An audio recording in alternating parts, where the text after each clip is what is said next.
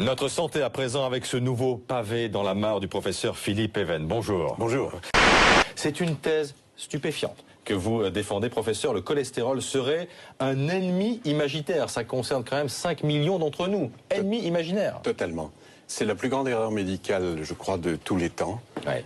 Et c'est aussi la plus grande arnaque, escroquerie, Une arnaque. comme vous voudrez, de l'industrie pharmaceutique. Qu'est-ce qui vous permet de dire ça? Voilà. Pourquoi parce que ennemi héréditaire? Les artères se bougent quand même. Oui, mais le cholestérol, il est rigoureusement pour rien. Le cholestérol, c'est bon pour la santé? Vous avez pas les... C'est pas que c'est bon, c'est indispensable pour nos fonctions essentielles, fonctions cérébrales, fonctions sexuelles, fonctions musculaires, fonctions cardiaques. Et en plus, le faire descendre très bas, ça crée des diabètes. Il y en a 400 000 aux États-Unis aujourd'hui fabriqués par les statines. Ça veut dire qu'on nous a arnaqués en fumée pendant des dizaines et des dizaines d'années? Complètement. Mais et qui? Pour beaucoup. Je vous dis, c'est l'industrie pharmaceutique qui tient tout, toutes les informations, beaucoup de leaders. Avec la complicité des médecins, parce qu'il faut quand même des médecins qui prescrivent. Attendez, complicité, oui et non. Complicité de quelques-uns d'entre eux qui se font les porte-voix grassement payés de l'industrie pharmaceutique. Et on les connaît en France.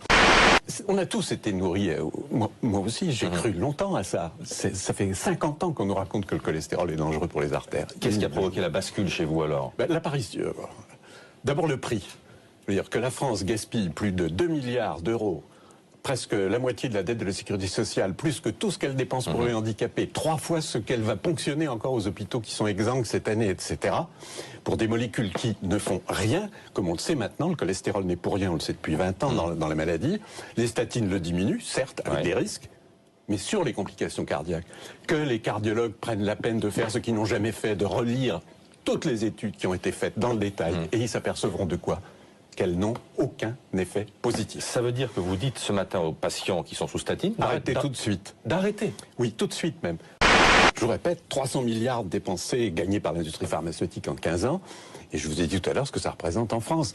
Le gouvernement cherche quoi? 4 sous ici, 4 sous là. Il a 2 milliards sur la table. Qu'est-ce qu'il attend pour les dérembourser? Tout de suite.